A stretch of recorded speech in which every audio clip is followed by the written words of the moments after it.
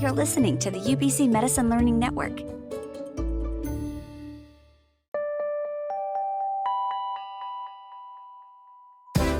You are listening to Metamorphosis podcast, where we interview various physicians across BC about their specialties with the aim of helping undifferentiated medical students navigate their careers.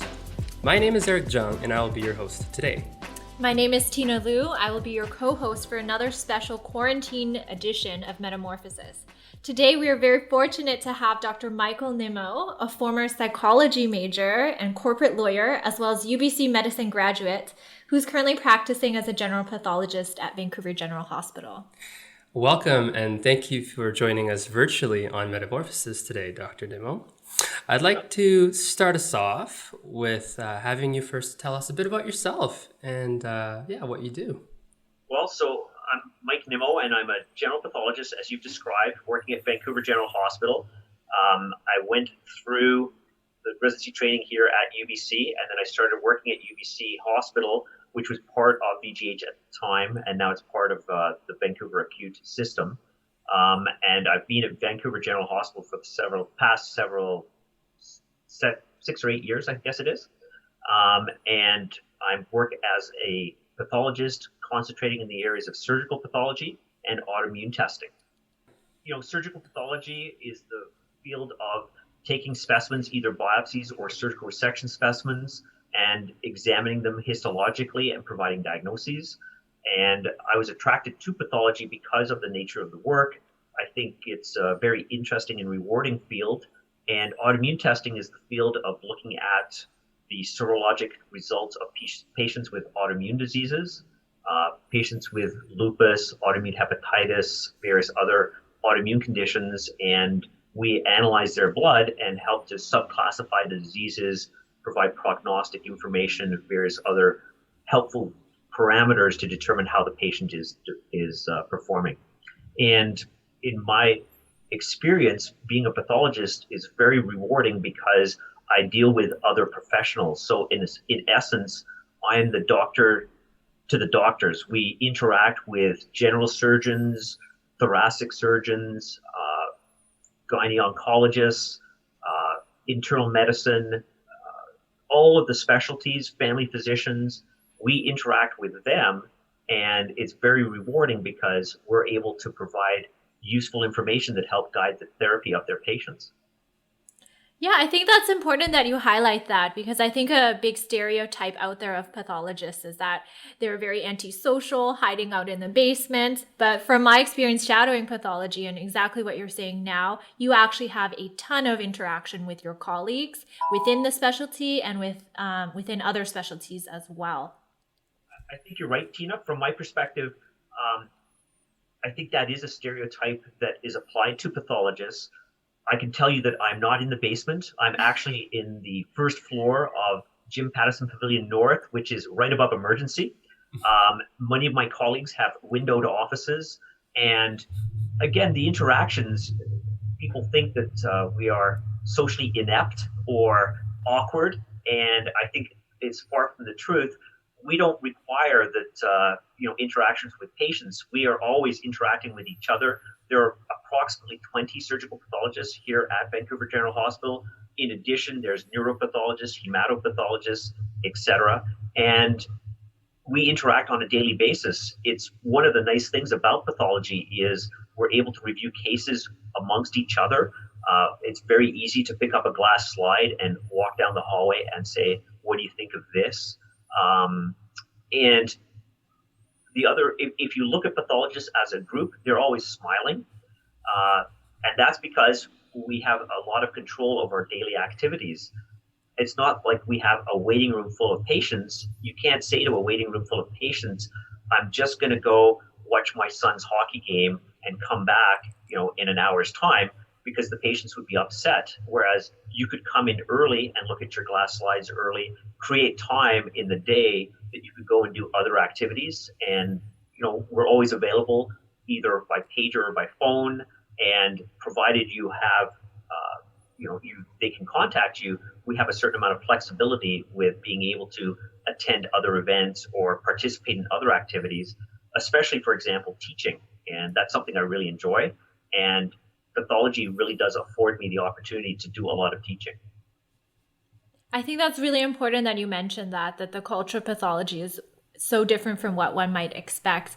I shadowed quite a bit in second year, and I just thought pathologists and pediatricians were the nicest people I'd ever met in medicine.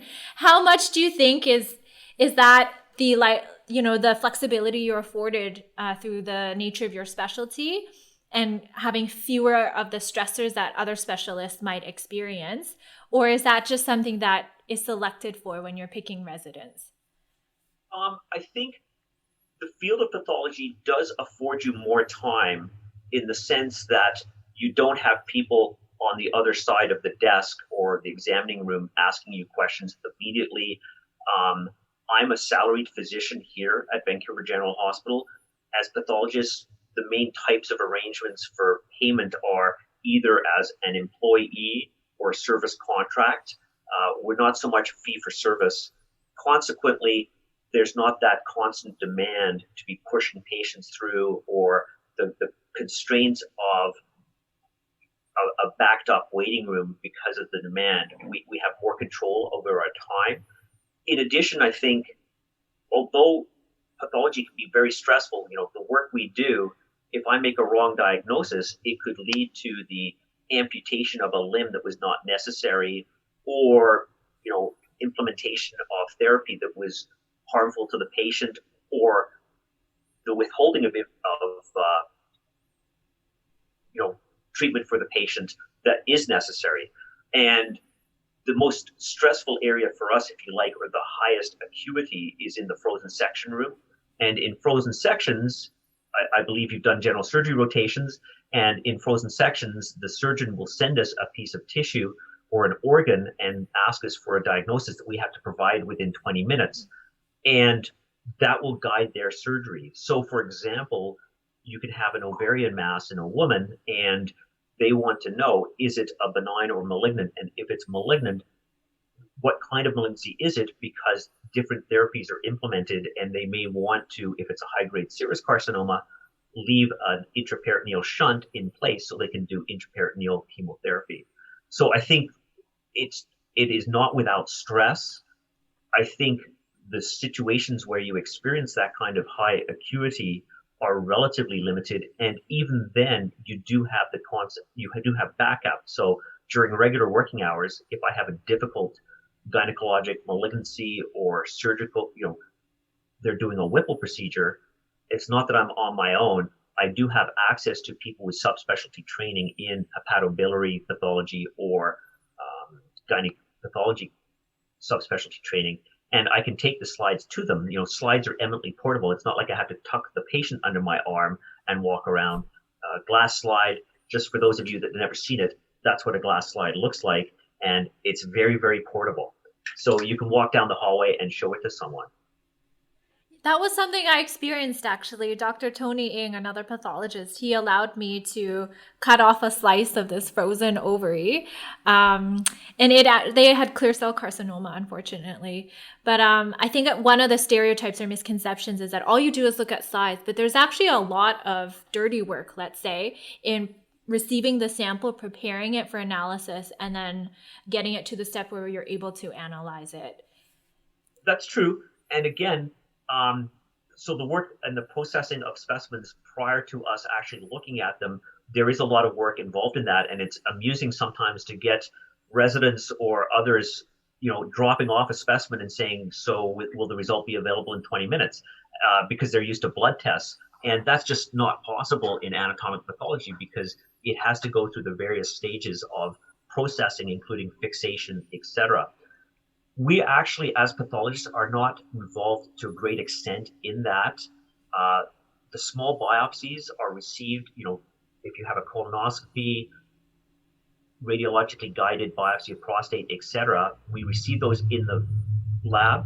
They are accessioned, and then they are distributed to the technologist, who will then put them into cassettes.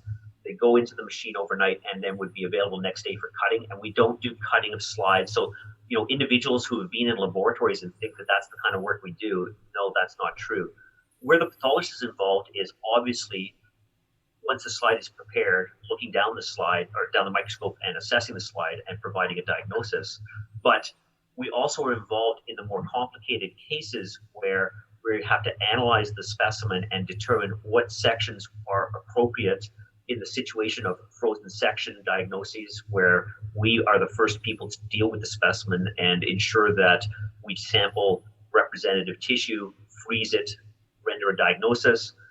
And in situations where perhaps the specimen that came out originally, there's something unusual in the findings, we would go back to the specimen, re-examine it. So, biopsy specimens we're not really involved in until we actually look at them under the microscope.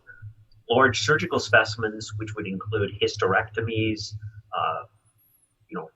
cholecystectomies, mastectomies, etc., where you have a large organ, you have to determine what sections are appropriate. Sometimes the initial sections may not be representative, so you want to go back, get additional sections. But the majority of our work is reviewing the material that's provided to us and also discussing issues with clinicians, reviewing the material that's online, the patient care information system to get additional information. One of the things we receive is, it's very interesting, a surgeon will take 1 or 2 hours to review a specimen, and then the history we get is no history. And it's interesting because it's hard to believe that, after spending all that time doing that procedure, that there's minimal information available to us. So it's always, we would go and check to see what the appropriate history is, and that's very important to guiding what we do. Yeah, I think the role of a pathologist is just paramount in deciding not only diagnoses, but treatment options. And that's a power that many other specialists don't necessarily have. You're determining somebody's treatment course. And like, as you said, in between surgeries or during a surgery, that's happening live. How do you find that switch between, that high acuity, having to produce the results or an evaluation so quickly, contrasted with the flexibility of the schedule when you're not doing a frozen section?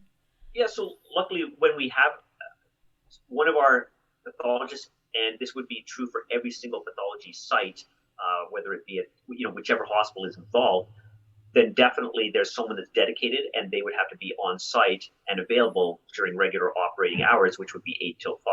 So here at VGH, there's a dedicated pathologist doing surgical frozen sections between 8 and 5. We have one dedicated for thoracic frozens as well. And there's a neuropathologist who would be doing the neuropathology frozens. In essence, we don't, we do go between the high acuity and the low acuity. What we're finding now is more and more, as pathology and medicine evolves, our ability to provide additional information on cases, for example, with new therapies that are coming available, there are various histochemical stains that we can do to determine whether or not a patient will respond to a particular therapy, or to help subclassify tumors. And the advent of molecular pathology, there are going to be tremendous changes, I think, in pathology that will make the pathologist even more crucial to helping determine what therapy is implemented. And I'm so sorry, I totally derailed No, the it's direction totally of this. fine. I mean, this is part of the organic interview process. Sometimes we'll deviate like this, but we can always edit it. I think that was so much good content covering. I think Tina is in the process of revising all her CARMS applications and electives. I'll think about it. Hey. Yeah. I actually really loved histology when we were doing it. Lots of questions. Oh, histology. Good times. Okay, Dr. Nimmo. So to start us off, could you tell us a little bit about your background prior to medicine? So, are you wondering, when I was a little baby boy, born back in England, I was actually born, I'll keep it brief. I was born in England, and our family moved to Vancouver Island when I was 7 years old. And then I grew up on the island in Nanaimo. I went to high school on the island, and then went to Queen's University, and I did a BA and a BSc honors. And then I finished the BSc honors and went to law school at the University of Western Ontario. That was a 3-year program. Following my law degree, I was getting married at the time, and we decided that we wanted to go to either Toronto or to Vancouver.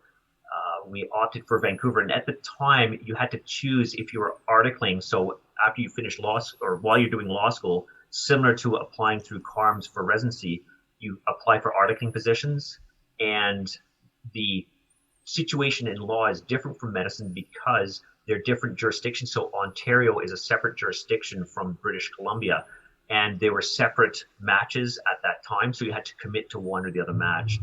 I wanted to get back to British Columbia because I enjoyed being on the coast, and my wife was fine with that so long as we were in a relatively large city. I matched, I guess would be the correct word, to one of the law firms downtown Vancouver. It was a corporate commercial firm, and so I articled in Vancouver. I then worked at that law firm for approximately 2 or 3 years. And at that time, I was doing mainly contract work, asset purchase, share purchase deals, that sort of material. And I just decided that it was not what I saw myself doing for the rest of my life. It was definitely very, very corporate minded, a lot of logging, asbestos companies, things like that. And I just felt that it would be more appropriate. Luckily, doing my undergraduate degree at Queen's, I had all the prerequisites to get into medical school. Interesting enough, the one I didn't have was English. And because I'm not sure if you're aware, but if you go to Ontario, English is not required in first year like it is here. And consequently, when I wanted to apply to medical school, I had to start taking English as a night course. I got a couple of months into it, and then we got busy at work, so I had to drop the course, and I was able to take it, what they call the English equivalency test, which was quite funny because, of course, English is my native language. I was a trained lawyer, reviewing documents, etc. And I had to sit I think it was a 2-hour exam, analyze some poetry about a caged tiger, and then write a paragraph or 2 paragraphs, whatever, on the architecture of downtown Vancouver so that they could confirm that I was actually fluent in English. So that was funny. Did you pass? Luckily I did. Yes. I guess that's why I got here. And the great thing about being a lawyer at the time was I was able to get my secretary to type up my application form. This was before the days of computers. So it literally was a typed application.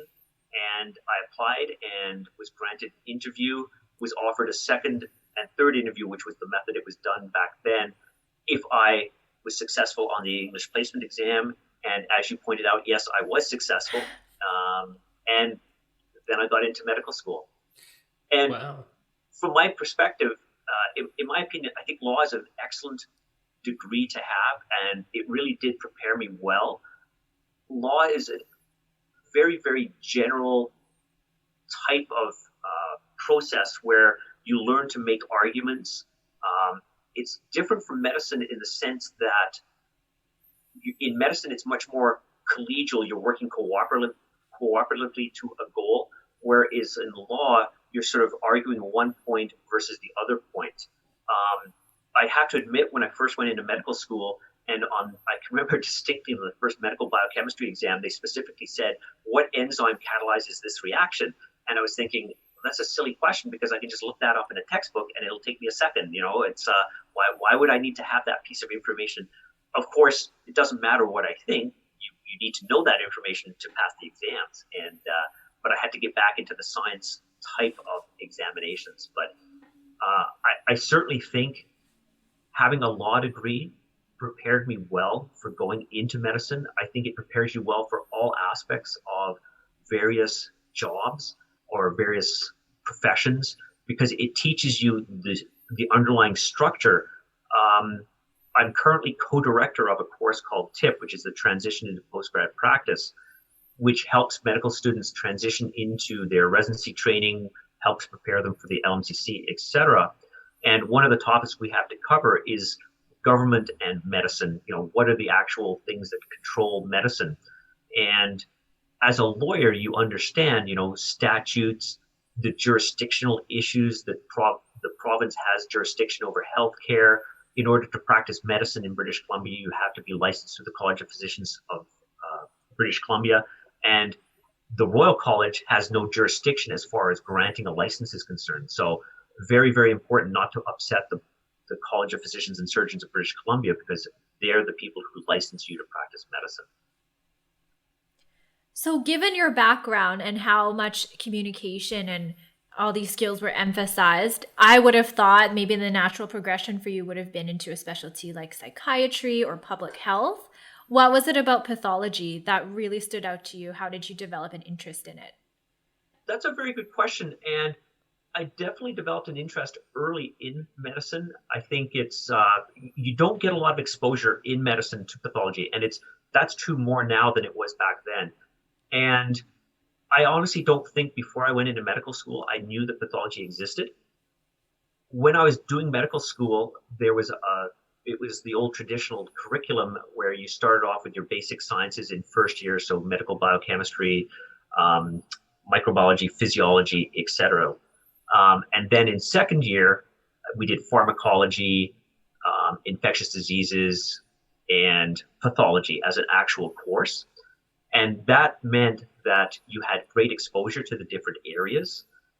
We had weekly sessions in pathology, and you would interact with the pathologists. So it was something I was always interested in. And laboratory medicine, it's a very logical area. There are various areas of pathology. So within pathology, I'm a general pathologist, meaning I've got training in surgical pathology, medical biochemistry, medical microbiology, and hematopathology. And each of those has slightly different areas that they are focused on, obviously. But again, different sort of applications. I always enjoyed medical biochemistry because it was a very logical type of process. You know, your thyroid levels, they either go up or they go down, or they're normal. And it's a very, very logical approach. You know, why would your thyroid levels go up? Why would they go down? And I think, you know, for people who are logical and enjoy sort of working through problems, I think it's a very, very rewarding type of profession.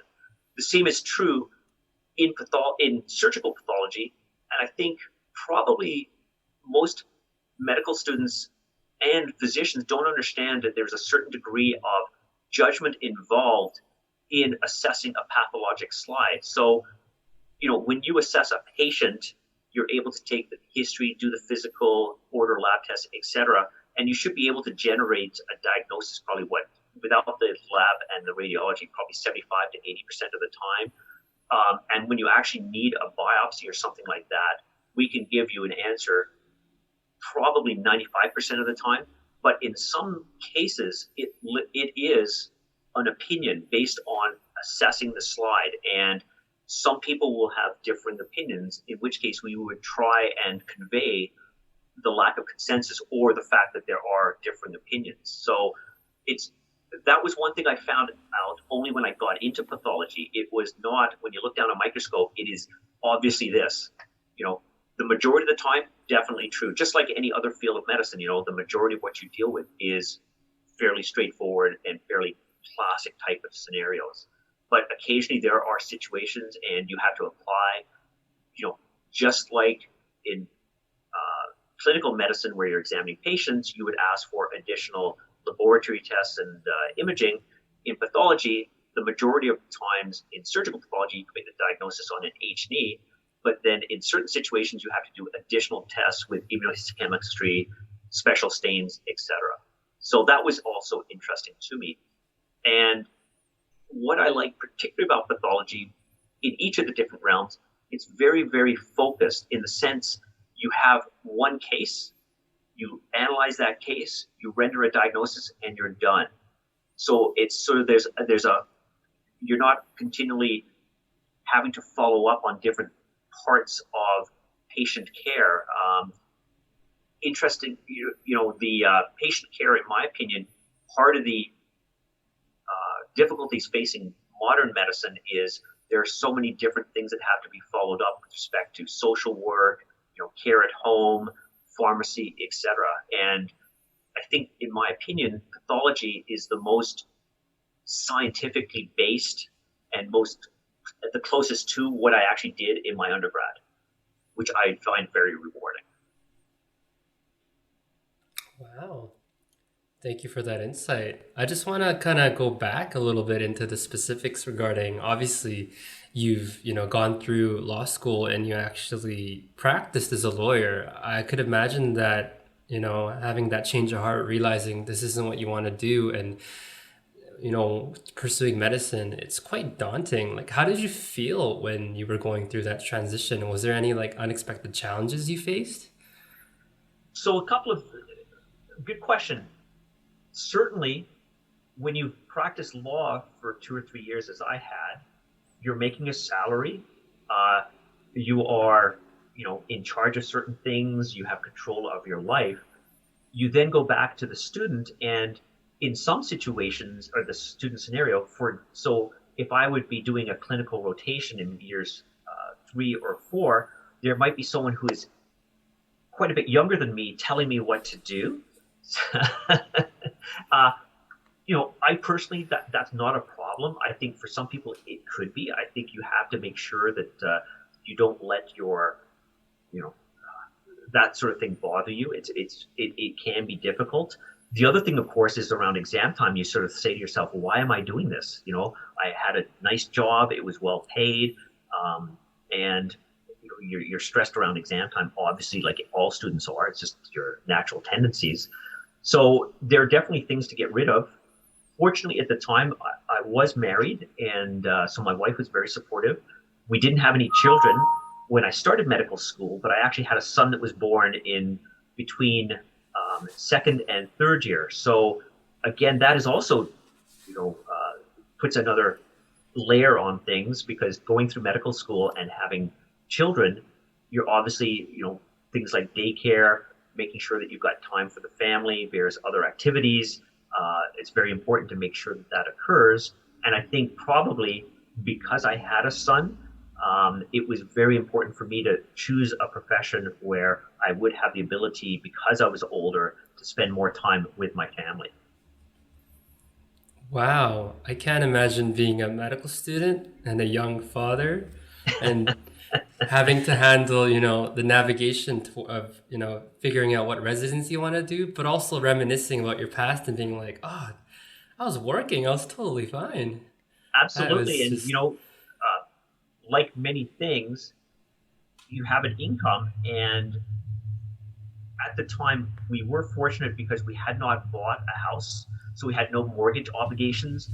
At the time, we had no student loans outstanding, anything like that. Everything had been paid off because my wife was working as well. And so from that perspective, financially, we were not burdened.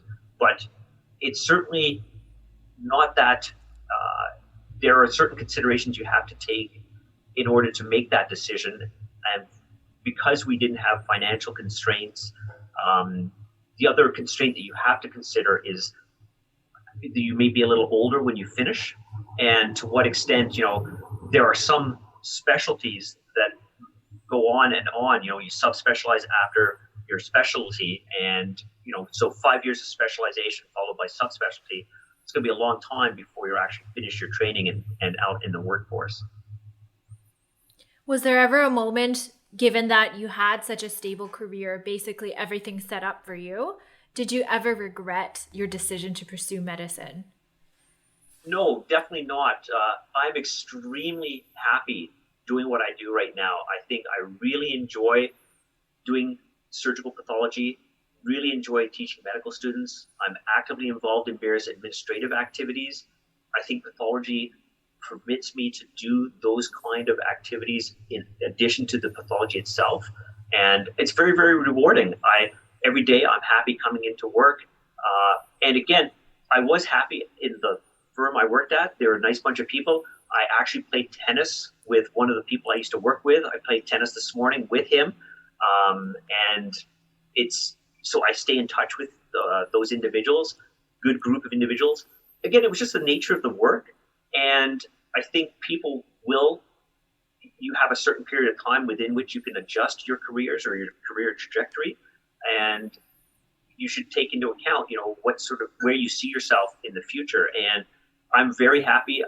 I think I'm very fortunate in what has happened to me, because I've ended up in your era, in your group, obviously a lot of people would like to stay in Vancouver or the Lower Mainland, but again, there may not be positions. For me, it's worked out very, very well. I was able to, get a position at UBC VGH, and I'm able to teach. But again, I think I would be perfectly happy working in a community hospital and doing just regular sign-out pathology.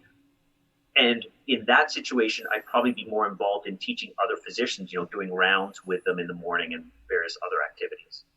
I think that's such a brave thing to assess your life and to see like beyond an already what people would consider successful career, somebody seeing you as someone who's made it in life and seeing that you wanted more and then pursuing those things is very courageous, especially if there's uncertainty in that. So I think that's amazing that you were able to do that. Mm-hmm. Yes. Looking back, I'm surprised. It takes time. It's interesting because I have talked to, for example, residents who have matched to something that perhaps they're not happy with, and they're talking about changing. Interestingly, the younger you are, the more concerned or the more, so if your friends, your peers are at a certain stage and you take a career change, you sort of fall behind the benchmark, if you like. And my advice is it's not a race. When you get to be my age, it doesn't matter if you've done an extra 5 years or fewer 5 years. When you're young like you two, in your early 20s, I wish. It's more important, it's magnified because you have lived shorter lives. And so, if someone that you graduate from medical school is now completing their family practice as going to be working, and you've changed and you're now a couple of years behind because you've made a change, or the same in law, my friends who would be lawyers, they're now partners in the firm, etc. And I'm sort of still going through residency training. You can't let that bother you. I think you do have to keep in mind the end goal and understand that when you get to be 40 something years old, 50 something years old, it just doesn't matter. Mm-hmm. Yeah, I think as medical students, oftentimes we kind of get, a bit immersed in the process of just trying to get through the next step, trying to achieve that sense of stability. But I think we kind of often find it hard to balance at times, how does medicine fit me? Like, what are my needs? And I think it's this ever, changing tides. Like, it's just two forces that are really hard to balance. But hearing your story, I think it really shows that at the end of the day, you just really have to follow your heart and what you envision and try to find something that will help you, fulfill and develop that to the best of its abilities. So thank you for sharing that story. That was very insightful. Yeah. And again, just, you guys are okay with this? This is okay? Yeah, this lovely. Yeah. Dr. Nimmo, you're like a natural, as always. Totally. But we knew this would happen. Right. We knew. No surprises here. A question I had was there ever a time where you decided to or considered marrying your two fields of expertise, pathology and law? Yeah, so initially, again, you guys are going to be applying to CARMS, and one of the issues you have when you're applying to CARMS, in your interviews, you try and distinguish yourself from your colleagues as to why they should choose you versus someone else. So when I went into CARMS, I had decided that what areas I was interested in. And by the time I'd finished the CARMS interviews, I was determined to do either family practice or pathology, and that I would only match here in Vancouver, so I wasn't going to go to Ontario. And then I put pathology first. So because I was very interested in pathology, when I did my interview, in order to distinguish myself from others, I did say that I was interested in forensic pathology. And that was actually saying something that was true because, of course, I did have the legal background, and I think most people do have some sort of interest in forensic pathology just because of what's on TV, etc. And so certainly that was one of the things I said during my interview, was that I could envision marrying the two in the sense of doing, because of my legal background and pathology, one of the options when I was at the end of training would be to do some forensic pathology. We do have a forensic pathologist here who is a lawyer and is also obviously a forensic pathologist. So, I'm not the only one that's done this sort of this route. What I found when I did my residency training, I really did enjoy just regular pathology, and there was no need for me to subspecialty train in forensic pathology. There's a certain degree of flexibility in any specialty you do. The more subspecialized you get, the fewer opportunities for moving around, or the fewer opportunities to determine where you'd like to be exist. Pathology, you have to work at a hospital. Essentially, there are some private labs, obviously life labs. They do have pathologists, not surgical pathologists, but they do have hematopathologists, medical biochemists. So you can work, but again, you have to be in a relatively larger location to work for a private lab. You have to be in a center that has a hospital with a pathology lab. Because specimens, with the current technology and evolution of systems, many specimens are now sort of sent to a central location. So sort of smaller pathology labs in some of the very small community hospitals no longer require pathologists to be on site, because you can give them oversight remotely using video conferencing like this or teleconference, etc. And again, because of the advances in technology, if you're in charge of the laboratory and you're in charge of the various coagulation machines, etc., those results are available online. You can do your QA, QC online. So, I think one challenge for many specialists, and even more so subspecialists, is the more skills you gain in any one area, the more you lose in other areas. So for you, was it difficult letting go of that lawyer in you, something that you've trained so many years to do? That's very interesting, because yes, I think my inclination is always to be as broad as possible. And coming out of high school, I had done as well in the English history type areas as I had in the science areas. So I didn't really have a distinction for me as to this is what my particular area is, which is probably why I started off going into sciences, determined that, yeah, because of my science background, that actually makes me quite employable in law. When I was doing law, I actually was interested in the area of patent, trademark, and copyright because of my science background. So similar to what you've described, where in medicine, there's not a lot of people with legal background. In law, there's not a lot of people with medical background.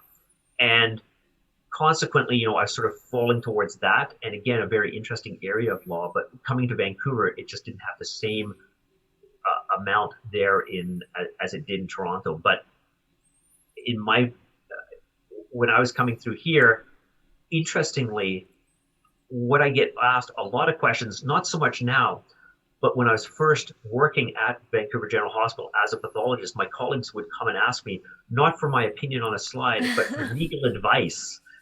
Mike, I've got this issue, and so there is a tremendous amount of knowledge you acquire, both through law school and through practicing law.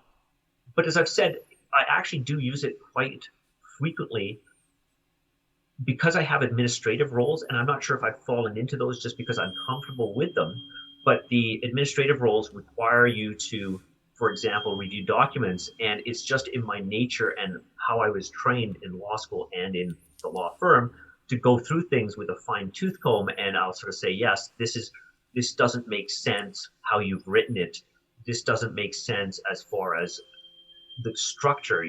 In medicine, it's very interesting talking to some people who they say, we'll do this. And it's almost like they think they can do it just because they said it. And it's, well, there's a structure in place. And in order for this to occur, you need to examine what that structure is and ensure that you do have the authority to make those changes, because you can't just go around making changes. So although you're absolutely right, I'm not reviewing documents in the same detail I was. The nature of my work, I do still do a lot of creating documents, revising documents, and using my legal skills, not to the same extent, probably in just a different manner. I think on your office, we got to put the title, Dr. Nimmo, pathologist, but also pro bono legal counsel. Exactly. Okay. All right. I'd like to focus a little bit just about your particular school experience. How was it? I'm imagining you moved from out east, coming to Vancouver, a brand new city, and you went to UBC for medical school. How was that experience as a medical student and a clerk? So again, when I first, I'm not sure, are you either from Ontario? No, I'm from here in Vancouver. Yeah. Okay. So we had moved directly from England to Nanaimo. And when I was finishing off high school, the furthest west or east, sorry, in Canada I had gone was Vancouver. And so my parents suggested that I should go to somewhere in Ontario, and I did the application. I was actually awarded a scholarship by Queen's University, so that sort of made up my mind for me. And when I went to Ontario, it was very interesting because all of a sudden I see these double doors with grills in between to remove the snow from your feet. They had screens on their windows for the bugs. And just in Nanaimo, we just don't have that. So that was kind of interesting. I really, really enjoyed Queen's University. It's a very collegial atmosphere. The campus is relatively small. They have a lot fewer students than they do at UBC. And a large number of the students are, like I was, from out of province or from out of the city of Kingston. Kingston is sort of known for the university, the penitentiaries, and the psych hospitals. So the actual number of locals is quite limited. It's about 60,000. So very, very strong camaraderie within the actual undergraduate program. So I can't speak to what that's like at UBC. I can say that the medical school is probably a bit like Queen's or another small university, maybe not to the same extent for you guys, but when I went through, it was 120 students. So we all knew virtually, I would say everyone in the class, because you start off in first year and you're in lectures together. You do various small groups, and now I think the school is up to 288. So it may not be possible to know them to the same extent, but certainly my medical school experience was very, very good. I had really, really good friends I keep in touch with. One of my best friends is a surgeon in Vancouver Island, and see him on a regular basis. I see classmates of mine on a regular basis. I bumped into a urologist friend of mine this morning, and he sat beside me in medical school because we were very close in alphabet, and that's how we used to do it in those days. But yeah, I think to me, so I can't compare undergraduate at UBC, but I can say that the Faculty of Medicine, because it's sort of a small group or cohort, it has that atmosphere. And I think when I went through, it was very, very close-knit group of students. And that's very, very conducive to a good working environment. It's similar to law school. I think law school at Western was probably 80 to 90 students. So again, small group, very, very, you're doing everything together. And I think that naturally forms a bond between you. And clearly you're going to establish friends and relationships that will persist beyond the training. So I have that from medical school, I have that from law school, and I have that from undergraduate as well. Entering medical school, it obviously sounds like, given your circumstances, you were preferably looking for something that would fit your life, you being a young father at that time and such. Was pathology the initial specialty you were thinking of as you entered as a medical student, or how did you kind of discover that? Definitely not. When I started off, just again, more my background. So my dad was he was a family physician. And he moved from England to Nanaimo. My mom was a nurse, so the classic, doctor, nurse, that kind of stuff. And dad was a family physician in Nanaimo for a long period of time. And I guess sort of it's one of those things when you're growing up with a physician as a parent, you're not really thinking of, I was not thinking of it as a career or anything. And so maybe that's why when I went to undergraduate, I sort of, decided to do some sciences, but wasn't really sure exactly what I wanted to do, and went into law. And when I went into medical school, I suppose the only real field of medicine I knew was family practice, because that's what my dad was. I knew that there were specialties, but it's not that I had particularly thought about a specialty.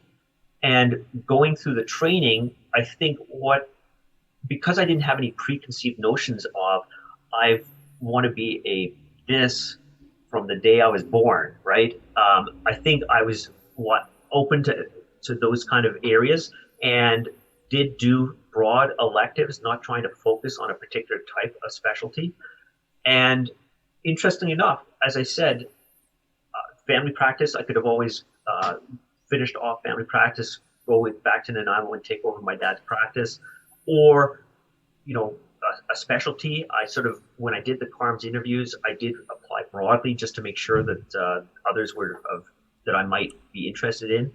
And I found that during the CARMS interview process, the pathologists I interacted with were the nicest people. They seemed the happiest. They were smiling, and I remember one of them saying, "Mike, do you want to know what a pathologist makes?" And that kind of, and they just seemed very, very happy. And they were at various stages of their career, and consequently, you could see that yes, in the future, I would be happy as a pathologist. And I think that's another plus to pathology, assuming that your eyes, you retain your good eyesight. Pathology is not like surgery where you have to stand for prolonged periods of time. And we have many people who, as they retire, they actually do retire, but then come back as locums because they enjoy it so much. And it's just this it's problem solving. You look down the microscope, you see that particular pattern, you render a diagnosis, and they just enjoy it. And some of them are working into their 70s, and they just, to them, it's not really work. It's just, they really enjoy what they do. So, certainly I did not see pathology as my career when I went into medical school. I think it's even harder for you now because it's more difficult to get exposure to things. And for example, if you're in surgery, I think the nature of the situation is you may not be the one that's actually right beside the surgeon looking at what's going on. You may be the third or fourth in the line, or they may even have you going and rotating or rounding on the patients while they're doing the surgery. And my recommendation for medical students would be try and get a realistic assessment of what it is that those particular specialists or family physicians do during the day. I am sure that, the surgeons, they're not operating every single day. They have certain days, and then clearly you have to follow up with your patients in hospital and once they're discharged from hospital. And so make sure you understand fully what it is that you will be taking part in. My dad actually, a couple of useful things he said to me regarding choosing a profession. He said, first thing when I went to Queen's, he said, yes, you can either do something you enjoy and get and may not be paid well for it, but you'll be happy, or you can get paid well, you may not enjoy it, but you'll have time to do what with the money will allow you to do. He also did tell me, he says, don't go into medicine for money. He says, there's no way that you will be happy because it's not, you have to want to do medicine for medicine itself. And then he also said that as a family physician, he was advised by someone that if you want to, be a good family physician or physician, he says, go somewhere where it's small enough that you will get to do things, but it's large enough that there's backup. So he wasn't the kind of person that wanted to go to the small town where he was the only person. And, Nanaimo was a fairly good size for him. In England, we lived in the southwest of England in a place called Somerset, town of Yeovil. Same thing, a good size allowed him to do things, but also not be, there was always specialist backup if you needed it. So I think when you're going through your training, try and get a realistic appreciation for what those specialties do on a day-to-day basis, understanding that it's not necessarily what's portrayed on TV or what you may have a mental image of. By the time my dad finished, he was saying, he was spending a lot more time doing administrative things like working through his lunch hour, calling social workers, calling pharmacists, arranging for various things. And to him, he said it had changed considerably. When he first came to Nanaimo, he said he'd call radiology. Likely he'd actually talk to a radiologist. These days, it's, you get an answering machine, and if this is an emergency, call 911, or, it's things have changed. So I think you've given some really valuable pieces of advice there. So how would you recommend that people get an accurate as possible picture of any given specialty? I mean, I know shadowing is a way. Listening to Metamorphosis is another one. Any other suggestions? So definitely shadowing, and if there are areas of medicine, I suppose, that you're not exposed to, try and do some shadowing in that. I would suggest, depending on what stage of training you're at, if you're interacting with residents, so, you can talk to the residents or talk to the staff, try and get a realistic assessment by them of what they think now compared to what they have in the past. Essentially, that's what you're doing with this metamorphosis, is trying to get a snapshot from individuals. But obviously, you've got a captive group of individuals that you're asking this question. But if you're going through the rotations, and do it judiciously, don't sort of, but if you have a good rapport with one of the attendings, a senior resident or whatever, just say, yeah, I'm contemplating this as a career choice. What do you think? And hopefully they will give you an honest assessment. But I think, what you've described are the best ways to do it, to try and get some information from this process or from your shadowing, your actual electives. But try, if it's something you're serious about, try and talk to the more senior individuals and get a sense from them. Is it what they expected when they first started?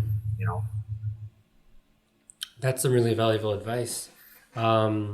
Just listening to, how you kind of found pathology and some of the positives you gained from it. If I break down the elements, it sounds like obviously it's like a very visual, very diagnostic field. And if you kind of think about those elements and apply it to different specialties, like I think about radiology too. Yeah. What made you choose pathology versus radiology? Like I was kind of wondering if you can elaborate a bit about that, if that even considered your mind, They are both diagnostic specialties. The other one that's very similar, if you like, and we have someone here who does, who did dual train or dual certify in dermatology and pathology, and is now a dermatopathologist. Very visual. From my perspective, I think the pathology, there's more detail oriented. Radiology, you certainly you identify lesions and can provide a differential, but the pathologist is the one who actually looks at the tissue sample and renders the diagnosis. So I think in my opinion, there was a bit more the actual certainty of it. Again, I'm not sure that radiologists interact to the same extent that pathologists do, because essentially you have certain machines and you then have someone who is reading the films, as opposed to pathologists who have their individual microscopes distributed throughout. So I did look at diagnostic radiology, and I just didn't see that it had the same applications, or it didn't have the same appeal to me because of those. I was able to render a more definitive diagnosis by looking down the microscope. I seem to have more interactions with my colleagues because it's not just you sitting at the diagnostics field. Again, there is one CT scanner that you are then assigned to, and you're sitting there diagnosing things on the CT. Clearly, you can then review the films because they are stored, and you can analyze them and review them with other individuals. But I think, pathologists had greater scope. Now, that being said, diagnostic radiology, there's also interventional radiology. And, for those of individuals that wanted patient care and actually being able to deploy stents, things like that, I think that's a very exciting field, very, very interesting field, and one that you would have patient contact, and something that has made huge advances, I think, in treatments of patients. I wanted to touch on something you mentioned earlier within pathology, the ability to do what you need to do and then leave it behind at work to kind of finish. That's something that is very appealing to not only pathologists, but also those who choose to go into emergency medicine or anesthesia. However, it's kind of a double-edged sword in that once you kind of close the book on that patient, sometimes in other fields, they question whether or not they made the right decision. Is that something you face in pathology, or is it always that you can go back to the slide anytime just to confirm any doubts? So that's an excellent question. And certainly, whatever area you go into, you will always have things floating in your mind. As a lawyer, the same thing. Did I put the right abbreviation punctuation, et cetera, et cetera.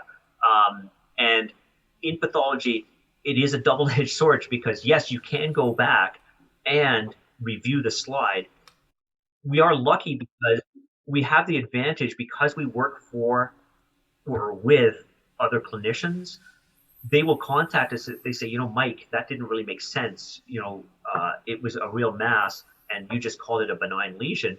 And it may be that what was written on the requisition didn't convey the appropriate information. I personally am happy to go and review that slide, maybe cut some deeper sections on it and reanalyze it. In addition, of course, if they're malignant diagnoses, they get referred to the cancer agency, the slides might be reviewed. So you're right. I think it depends on the nature of the case. And certainly, you do have the opportunity before you sign it out to show it to people, which will give you reassurance, including people with subspecialty training. You can always pull it back.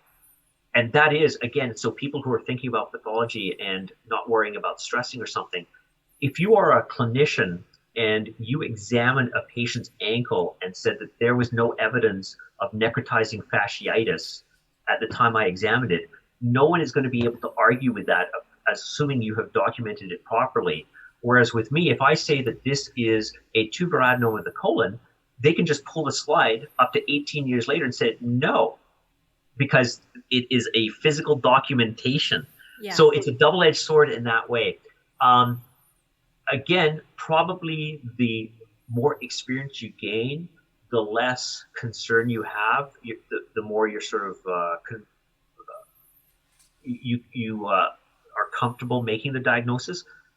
But again, it's you have the ability in pathology to show it to someone. Whereas, let's say you're in family practice and you have someone that comes in with, I don't know, a rash, whatever, you can give them a prescription, but I don't think there's the same opportunity to just say, I'm just going to get my colleague to come in and have a look. I mean, you can do that to a certain extent, but not to the same extent here where, I can just take a slide and go just walk down the hallway and show it to someone. So yeah, I think it does exist, but not to the same extent, I would say, in others. You touched on something. There's a cultural trend that a lot of physicians comment on towards covering your butt kind of medicine, with all the, the increase in medical legal issues. Is that a major concern for pathologists, given that exactly what you said, anyone has access to the slides and what you wrote about them years down the road? Again, it's like other fields of medicine, it is evolving. And in certain institutions or certain countries, they may recommend, for example, if you're making a diagnosis of a malignancy, a cancer, then you get a second opinion. So you actually do it. So it's a double confirmation. I guess as far as pathologists are concerned, the best way to know to what extent pathologists are held accountable, or an objective measure, if you would like, is to see how much they pay for CMPA. And so I don't know if you know this, but as far as CMPA is concerned, I believe obstetricians are the highest. Yes. And that's obviously because if something goes wrong with delivering a baby, fortunately it's so uncommon, but if it does, that's going to be for a long period of time. In pathology, I believe currently we pay about $5,000 a year. And so I think that's quite reasonable compared to other groups. And that obviously is based on issues that have been identified with pathologic diagnosis and being reviewed. There is an accepted rate of mistakes acceptable within pathology, based on various parameters. And that doesn't mean that, if you haven't made any mistakes up until December, you can just say, okay, great, I don't have to think anymore. I can just, because I've got a year's worth to use up. I think it is in order to ensure that always the most important thing in medicine is patient care and ensuring that the patient receives the best care available. And just like you can in medicine or other aspects of medicine, get a second opinion, it is entirely possible to get a second opinion on a slide. And I have been contacted sometimes by patients or physicians saying, is it possible to have this reviewed? And to me, it's like, absolutely. I don't think you can try and say, no, my word is the definitive word. I think you have to understand that, as I said, the majority of cases in pathology, surgical pathology, are straightforward. But if it's not a straightforward case, I think you should try and involve a subspecialty trained or various other parameters to try and determine what is the appropriate diagnosis. And there are certain areas in pathology where they are encouraging the assessment to be made by someone with subspecialty training. So, for example, in a patient with inflammatory bowel disease, you have a predisposition to develop a malignancy, and there are pre-malignant lesions that arise. They recommend that those kind of lesions be reviewed by someone with gastrointestinal pathology training in order to ensure that appropriate diagnosis is made. Because if you overcall it, someone might have their colon removed that didn't need to, or conversely, if it was undercalled, they may have a malignancy develop that could have been prevented. But it's in a process of evolution. I think clearly the current situation you describe, people do become more concerned about lawyers. I don't think that's necessarily the case in Canada, because clearly we hear what goes on in the States and we're a different system from that. But I think patients are much better informed now. They have access to the internet, and consequently, they may well have more questions regarding your diagnosis and ask for clarification of certain points. I think you've highlighted some really amazing aspects of pathology, or the culture of pathology. A, that it's such a collegial specialty. B, that you always have backup. C, that there's an attitude towards leaving your ego behind and really being open to second opinions. Sometimes you don't see that openness in other specialties. Is there anything else you'd like to comment on your field's culture? Again, I think there is, it is as a group, people are very, very supportive of one another. And I know, for example, several of my colleagues that are younger than me now have young families, and they'll often come in and say, Mike, so-and-so at the daycare has got sick. I need to go pick them up and take them home. And I'm going, that's no problem. I can cover your frozen section for the remainder of the day. Or, Mike, I need to do this. Can you cover this particular area while I'm gone? And I think, yes, again, VGH, what I don't want to do is speak for other groups. All I can speak for is the group that I'm part of. And I'm the division head here for surgical anatomical pathology at VGH. And we are very, very collegial, supportive of one another. And it's something that I try and inculcate in the group. And I think it's very similar to other things that we've discussed, where you have a certain amount of people, you have a culture. If you're the only person, it's hard for you to get someone to back you up, because there is no one. It's just you. If there's a group, clearly you can rely on the group, but you have to have that group buy into the concept of supporting one another. And most pathologists I know are of that type of, they have that approach to their work. They're very, very supportive. I've never had anyone that I take a slide to say, oh, this is an insult, not a consult, right? It's very, very good. And I think it's in the pathologist's nature. They do enjoy teaching and sharing their knowledge with others. And so they're quite happy to look at a challenging case.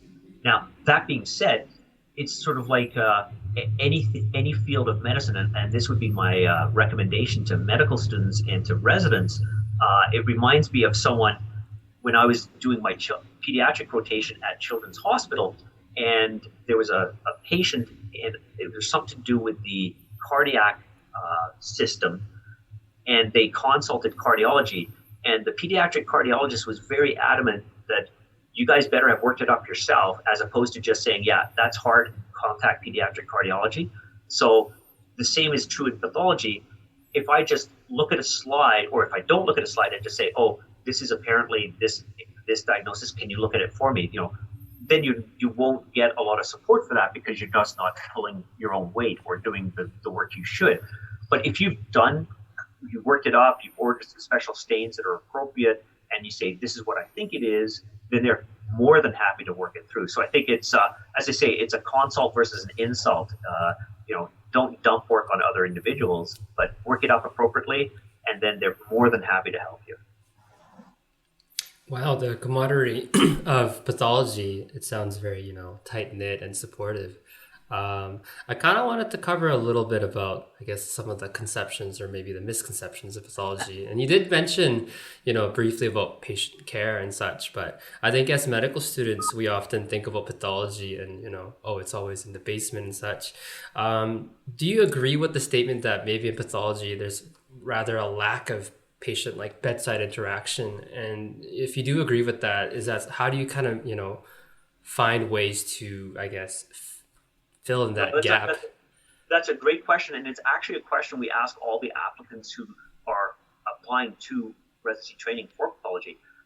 And again, people comment on my teaching style or my interaction with medical students and various other things. And I think growing up, I picked it up from my dad, who's a family physician, and he had very, very good bedside manner and was very, very popular with his patients, had a large patient base. And I can remember as a kid going out to the mall. It's a relatively small town, and patients would stop him and say hi. We would just keep walking like we don't even know him, because it's so embarrassing. It's like my dad is being talked to by these people that we don't know, blah blah blah. So I think just listening to him answer the phone, his interaction with other individuals, it's just something I picked up from him. So there is very minimal patient care in pathology, and there are areas you could go into. For example, medical biochemistry. Some of them run the lipid clinics, things like that. So you can do that. In addition, the other things that you have are your interaction with others. So it's not necessarily it's patient care. And I guess the question is, as far as the patient care is concerned, that is not necessarily something that you're going to miss. Again, it depends on individuals. Some individuals really like to be able to interact with others and provide, what would you call it? Not just medical help, but also, talking them through problems, etc. That part doesn't exist in pathology, because, of course, it is just medical problems. It's not something that I particularly miss. I think I would have been. It was the classic situation when you're going through residency training, and I was doing a rotating internship at St. Paul's, and they're saying, you're going into pathology, that's a waste of your interpersonal skills. You should be doing this or that. And to me, it's like, no, I think because you can use those skills, you can interact with others in a variety of scenarios. And again, I think you need to determine for yourself to what extent do you need that interaction. And I guess, in my opinion, part of it is it can be very draining dealing with patients, because I make the diagnosis of a malignancy probably every day. I'm not the one that has to break the news to the patient, right? That is either the surgeon who did the biopsy, the colonoscopist, whatever. I've just done my job and that's it. So in a way, that is easier. I think that would be very difficult for me, because I do care a lot, about patients, and trying to break bad news to them. I think that would be very draining on a regular basis. And again, takes a certain type of individual. And you need to determine for yourself what sort of things are you capable of handling on a regular basis. And, I think certain specialties are probably subject to burnout because of that. Either the high acuity, the constant dealing with the pressures of patients coming in who have been in motor vehicle accidents or other things, or breaking bad news to patients, etc. And pathology, again, the interactions with patients. Interestingly, I do occasionally get interactions with patients, and the patients are usually quite amused, saying, "Oh, I didn't realize that pathologists could actually, interact with patients," and stuff like that. And we're quite happy. And the other, it may change over the years, but again, it's just what the nature of what you're doing is. You can't do everything, and I think you mentioned that before. The further you go along in a career, the more you focus on particular aspects, and in pathology, that aspect is just not there. I think the other side of that some people might find that they're not willing to compromise on is, yes, you are spared the burnout aspect of that, the challenges of having to deal with your patients on a personal level, but you're also not getting the positive feedback. And I think a lot of us go into medicine wanting to feel like we've helped someone. And for a lot of people, that translates to talking to them directly, hearing, "Thank you, you've helped me so much, Dr. So-and-so," getting the gift baskets full of cookies every Christmas. You don't get that in pathology. That is a very astute observation. I have not yet received something in the paper saying, "Thank you for the diagnosis of cancer, Dr. Nimmo." Right? I mean, it's just, yeah, you're absolutely right. When I did my rotation at St. Paul's, you're doing your obstetrics, and there's the announcement of the birth, and thank you to the team at St. Paul's, and then they list the individuals, and I was listed.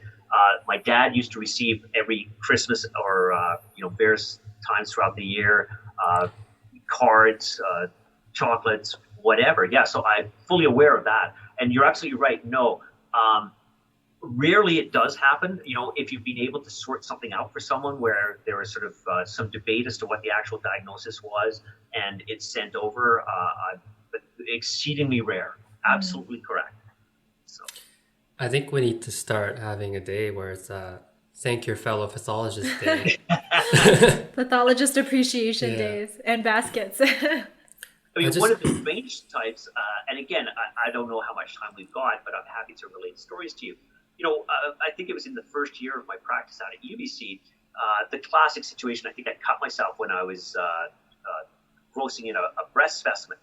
And so obviously you were not able to test people back then without you had to get permission, but back then, so this would be back in 2000, if there was not an indication, you had to go and get the permission of the patient to see whether or not they could test the patient. And so I actually went up and saw the patient and said, you had a mastectomy. It was for breast cancer, and I cut myself. Would you mind if I test? And her response was, "No problem, but in return, you have to bring my breast up here and go through it with me." And of course, I didn't mind. I said, "Yeah, no problem, as long as you're not squeamish." And so, there is the opportunity for interacting with patients. The cardiac pathologist down at St. Paul's Hospital, when the hearts are removed, they do provide, so there's a heart transplant, the patient is offered the opportunity to come and see their heart. Some people, it's like, no, don't want to see that thing ever again. Other people are very interested. And, clearly human beings are totally different in how they react to things. And I have always been of the mind that it's it's a piece of them.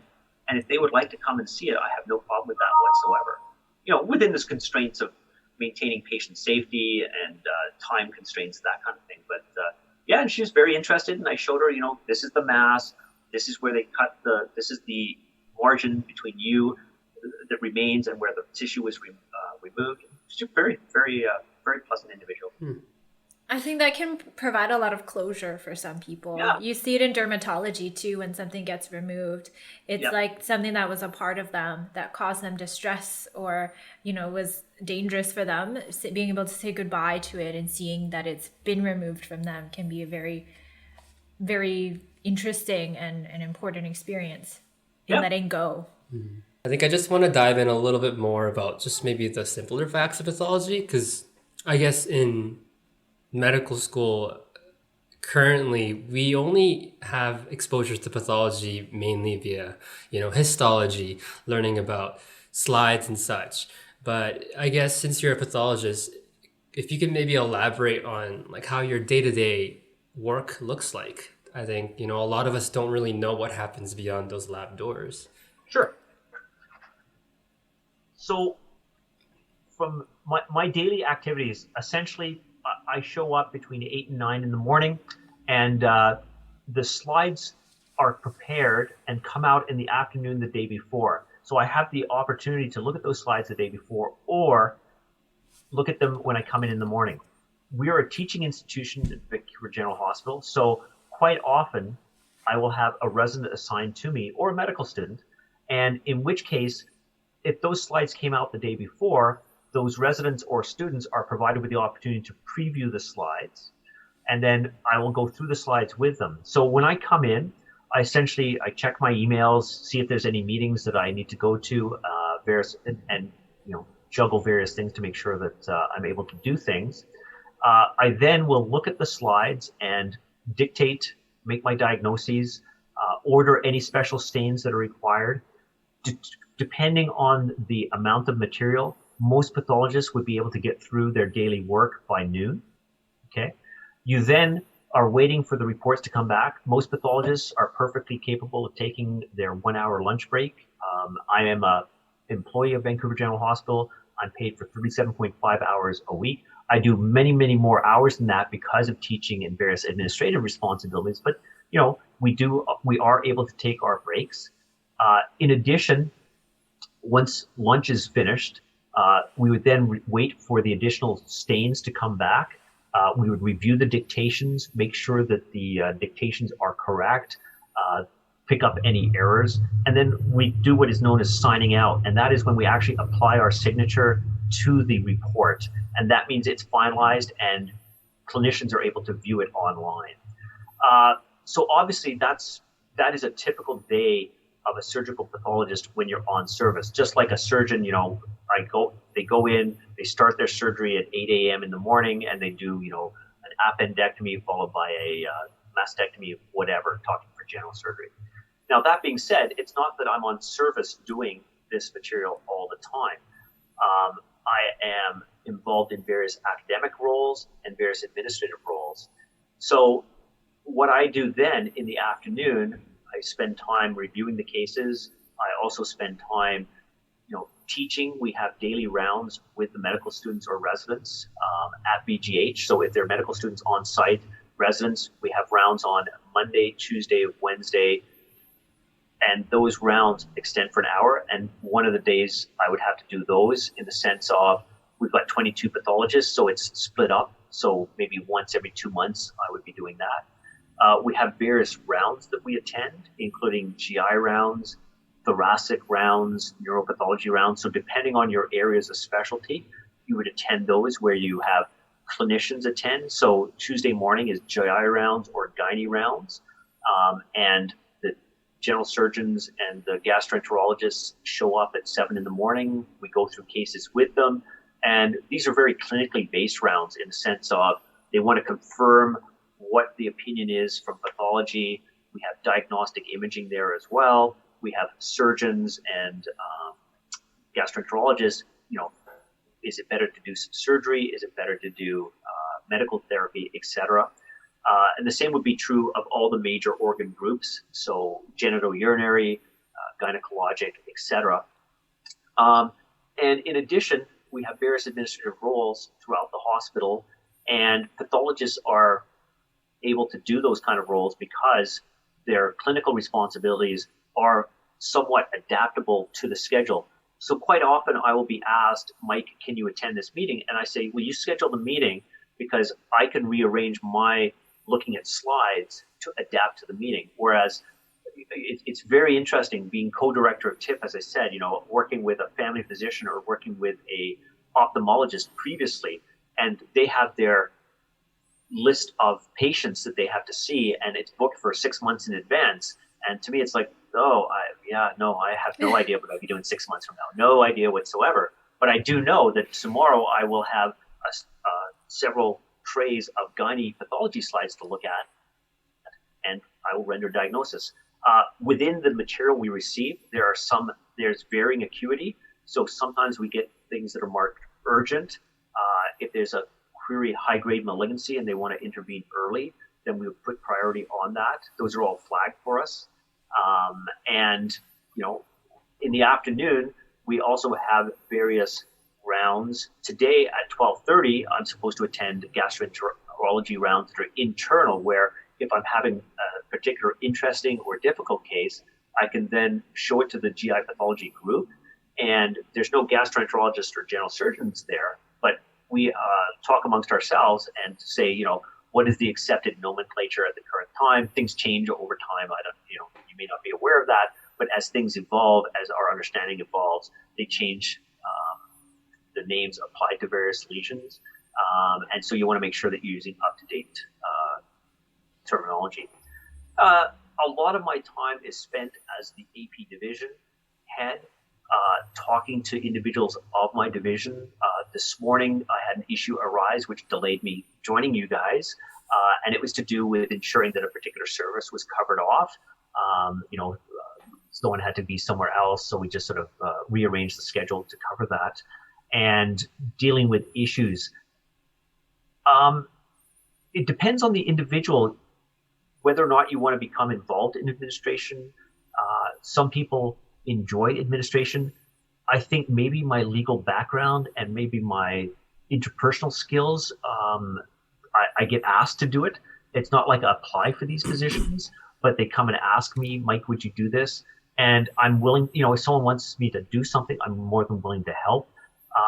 Administration does take up a lot of time, and it can be very, very, I think some people can find it frustrating because it's not like a small business where you're running it.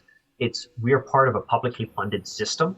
And so in order to affect change takes time, and you can't unilaterally make a decision and expect all others to just fall in line behind you. So I think a lot of it it's not political, it's diplomacy.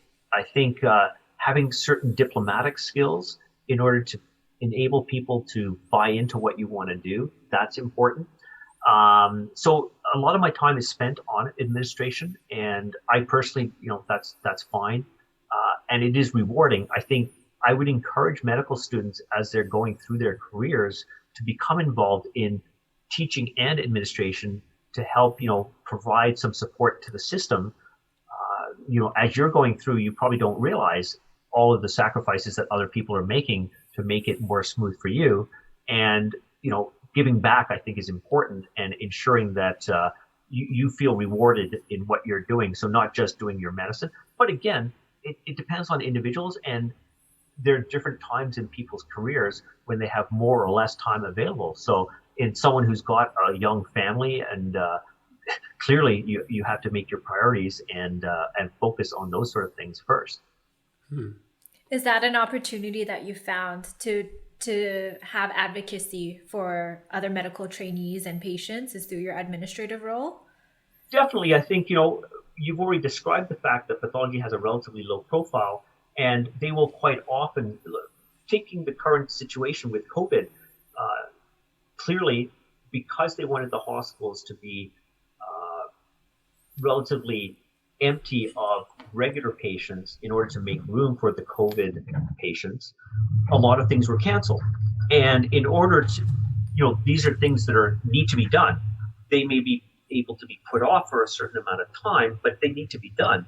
And the government is now talking about extending the operating room hours, or, maybe working weekends, that sort of thing. Now, that being said, they always talk about talking to the surgeons, the nursing staff, whatever. Pathology tends to be forgotten, but again, if they want us to be there, it's something that they have to consider. So I think in an administrative role, we certainly would always want to advocate for pathology and make sure that people are making decisions that are taking into account what can be provided by pathology. So, I think that's from a pathology perspective, but certainly in administration, you're able to advocate for your particular area of specialization or for family physicians. And in addition, for other, if you have a particular patient group that you're supporting, you can advocate for them. And I think, administrative activities can help do that. Thank you for that insight. I mean, listening to that, it really A couple things I really felt was, wow, like what you just said, like pathologists are in a way doctors. That really highlights that. This is a rather simple question, but I think we always wonder. You just mentioned and described obviously your day-to-day experiences as a pathologist, but in that day-to-day experience, like what do you love the most about it? What makes you wake up every morning and you're like, "Ah, I'm glad I took this job"? Um, Definitely my interest is I really enjoy looking down the microscope and making a diagnosis. I can take a slide and you put it down and it's like it's very rewarding. It's a very visual experience. It's purple and pink, and you look at it and you know that you've helped someone because they have gone to see their physician, and let's say that they've got it's a patient with diarrhea and the colon looks completely normal, and you look at it under the microscope and clearly there's an abnormality and they've got microscopic colitis. By conveying that to the clinician, they're able to implement therapy, the patient's going to be helped. Helicobacter pylori gastritis often may not look like anything to the endoscopist, and we're the ones that say, yeah, Helicobacter are present, and hopefully that will then be treated and the patient will feel a lot better. Identifying a malignancy, hopefully it's identified early. It allows them to intervene early and optimize the outcome for the patient. So I think that definitely is the most rewarding aspect. It is, and I think probably if you talk to most physicians, that's what they will tell you is the most rewarding aspect of if you talk to a surgeon, they're going to say, the most rewarding thing for me is going in there and removing the appendix or removing the tumor. I think that's just, that's what they're trained to do. And that's what I'm trained to do. And it's what I enjoy doing the most. That being said, really, really enjoy teaching. It's really enjoy interacting with students and my colleagues. Because I'm the AP division head, I also interact with the technologists and the support staff. And I enjoy interacting with others. And maybe that's, because I've given up the interaction with patients, maybe that's how I compensate. But I do enjoy talking to others. I'm involved in all sorts of planning meetings for the renovations of the laboratory here at VGH for anatomic pathology. So that's something that I find interesting because you can make a difference. This is something that may not benefit me, but certainly down the years will benefit all those that are coming through training. And the other thing I've noticed as I get older, the people you've trained, you start to see them, taking on positions, and that's very rewarding. I find having taught students, residents, and then seeing how they go on to their careers and hearing about how they're doing, that also is very rewarding. I think that's one of the rewarding aspects of teaching, not only interacting with the students, but hearing how they're doing. And when I see on the news, talking to teachers currently when they're thinking of reintroducing the students into, K through 7 or the high school, I always think that teaching, it must be very rewarding to see how your students have turned out. I think there's some commercials on TV right now where the teachers are doing some sort of reach out to the students to say that we miss you and that kind of stuff. And it's like, I think teaching is very rewarding. So, I enjoy a lot of aspects to my work. And conversely, you did mention, like a specialty won't be perfectly fitting. And I was wondering, are there any aspects of pathology that you kind of maybe not enjoy so much or wish there was an improvement you would want to see? Similar to or along the lines of what I've already discussed. And it's to do with, because you're part of a large organization, it can be very frustrating trying to get things changed. And there's a certain inertia in a large institution, and this is the way we've always done it, so why would you want to change it? It's not a nimble response. So that can be frustrating. I think being the anatomic pathology division head, that also, or any sort of leadership position like that, it's kind of like being a parent, and but they're not really your kids. I always thought that at daycare, no problem whatsoever wiping my son's snotty nose, but someone else is not really interested in that. So but again, I think, people will come to you with their problems, and they can be difficult to deal with, but that is your role, and you have to step up. And but that's not something. I think one of the most difficult situations that I would really not want to be involved in, or if I was involved with, I think I'd have a lot of problem, would be in situations of financial restraint. If you had to let people go, I think personally that would be very difficult for me. My own position would be to kind of decrease everyone's take home in order to maintain everyone. But I think that's, that may not be an option. But yeah, that would be difficult, and certainly not something that I would enjoy doing. And again, go ahead. Well, that comes with the responsibility of the leadership. You can't just say, I'll do all the good things, and anything that's not nice, someone else can do that for me. I wish the world worked that way. Exactly. You mentioned actually about finances, and I wanted to kind of briefly cover, because a lot of medical students, as when we're in our training, we don't actually get a lot of exposure to the current state of affairs in terms of market and job availability. I wanted to touch upon that a little bit with pathology. Sure. How is the market right now, and how is it trending? Like, what do you kind of foresee? So right now, I can tell you that all the graduates from our residency training program are gainfully employed. There's a demand for pathologists.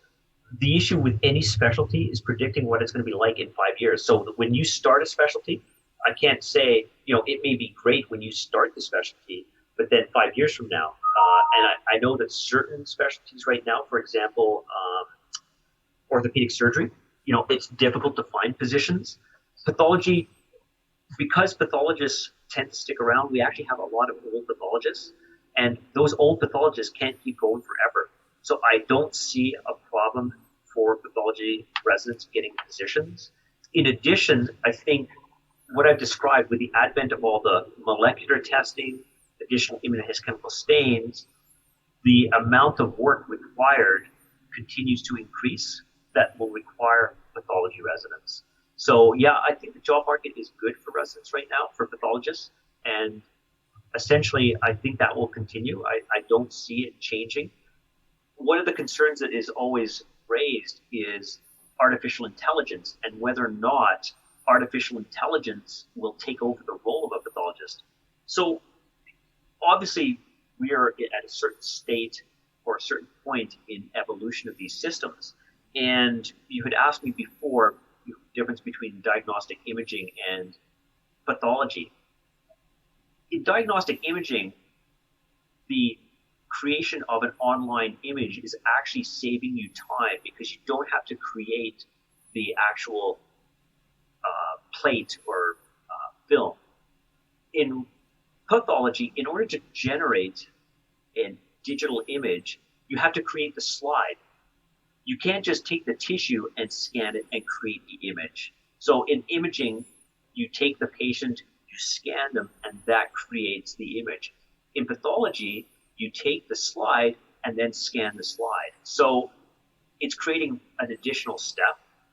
In addition, the amount of information we look at in an individual slide, it is at 400 times magnification, meaning that the size of our images is extremely high, or big. Those images are 750 megabytes per slide. And so if you have a large resection specimen with 30 or 40 slides on it, where are you going to store that information, and how do you access it? Most pathologists currently would tell you that they're much more comfortable looking down a microscope because you can move the slide around. The technology is not there yet for digital imaging. And in addition, the subtleties of making the diagnosis, you have to train the computer, obviously, to make the diagnosis in artificial intelligence. The largest volume, per se, if you like, would be in cytology for gynepath. So in British Columbia, I think it's about 600,000 pap smears are performed each year. And there are relatively few types of cells that are present. There's the squamous epithelial cells, there's the glandular cells, some background material. So that, to me, would be what you would focus on first. nothing has been developed yet where they are relying on that to make the diagnosis. So it hasn't yet reached the point of replacing a pathologist. Would we get to that point, 20, 30, 40 years down the road? Quite possible. But again, I think pathologists would be integral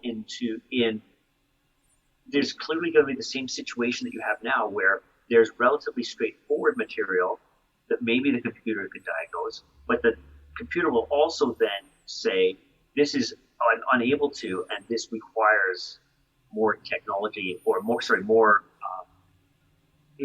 individual review than the actual computer.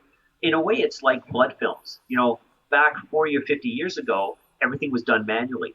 They then developed machines, and the machine will analyze it, and the majority, you don't need to look at an actual smear. It's produced by the computer, analyzed by the computer, and they will identify whether or not there's a particular issue. But again, there will be some where the parameters are not met, and it's flagged and set aside, and then you review that. So I think from that perspective, that's probably how AI will become implemented in pathology. The same thing, sort of getting rid of the more routine, allowing you to focus on the more difficult material. Do you think that convenience will come at a cost of jobs, though, in pathology? Hard to predict, because, I guess if you said, based on this amount of work that we have now, and you had artificial intelligence to do the work, yes. I mean, clearly, if you can get rid of a large amount of work by doing it with a computer, yes. In my opinion, what's going to happen is science and medicine continue to evolve. So what's going to happen is the computer will perhaps allow you or free up time that you can then focus on more complicated material, and the amount of more complicated investigations that occur is continually evolving and is probably expanding exponentially now, with the concept of identifying underlying changes in the genetic code of tumors and trying to tailor your particular therapy to the underlying change. I think, the computer's not going to be able to do that. You're going to have to help guide what goes on or interpret its chemical stains. So. Mm-hmm. Wow, thank you for such insight. Sounds like, in a way, technology will moreover augment your role, and you've mentioned, yeah, I like that word. Yeah, free up a bit of time. So, yeah, okay. I think we're almost nearing the end. Then again, maybe artificial intelligence will just give us more time for coffee.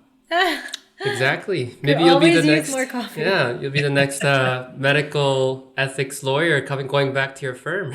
Exactly. Yeah. So I know that every specialty has such a diverse pool of applicants that applies for it and that eventually succeeds in matching. But if you could generalize, what type of individual do you think would be best suited to this field of pathology? So as far as an aptitude for pathology is concerned, we do have a big background of diverse background of individuals who've applied. Historically, before you were born, they used to have something called a rotating internship year, where after that you get a general license. And in fact, a large number of pathologists were people who had done the rotating internship year, practiced as a family physician for several years, and determined that they wanted to come back. And they actually were excellent pathologists, or are excellent pathologists, because they have a really clear understanding of what is required by a clinician in order to guide therapy of their patients. So to me, I think, what are the attributes of a good pathologist? You have to be patient. I think if you're someone who is someone who enjoys really, really acute activities, it's probably it would probably be somewhat, what's the correct word? I can't think of the right word right now, but I think you would find it difficult to be sitting at your microscope. I think you have to be someone who enjoys working up a problem,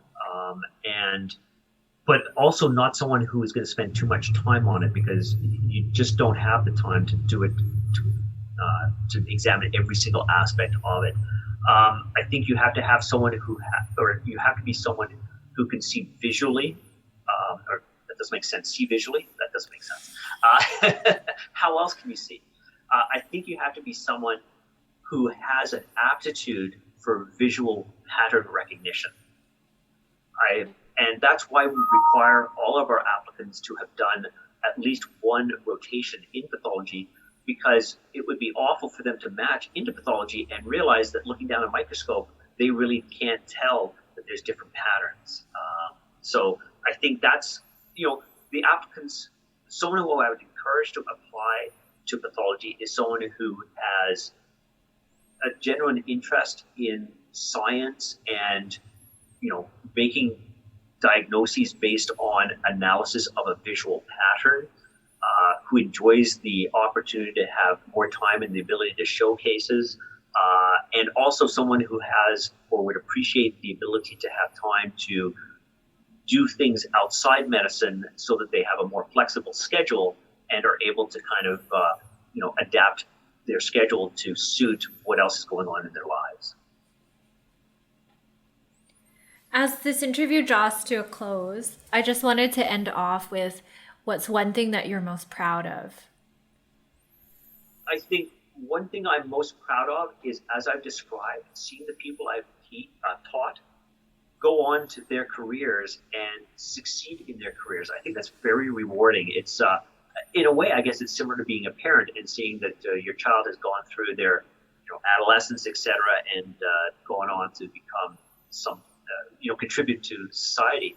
I think the same is very true in teaching students, whether they be medical students, residents, or Path 375 students. It's very rewarding to hear from them afterwards and say, yes, Dr. Nimmo, you may not remember me, but you taught me, and it was great, and now I'm doing this. It was very funny. I was buying an engagement ring at at Burt's, and I went into the jewelry store, and as I was paying for it, I pulled out my credit card, and the person behind the counter says, "Are you Dr. Nimmo?" And I said, "Yes." "Why?"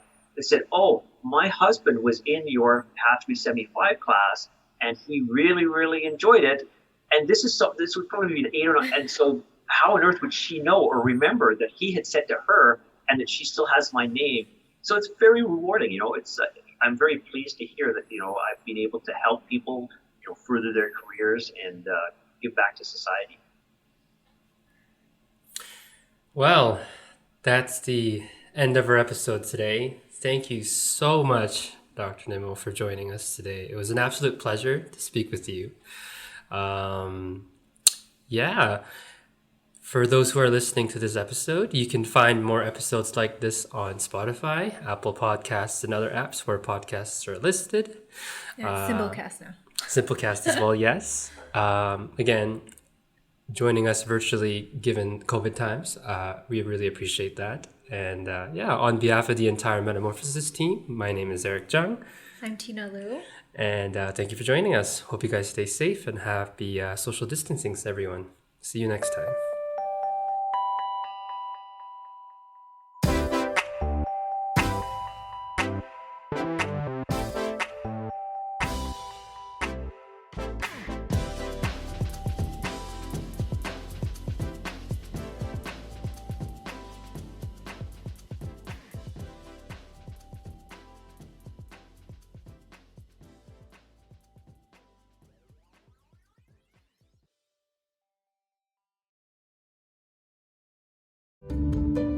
This has been a presentation of the UBC Medicine Learning Network.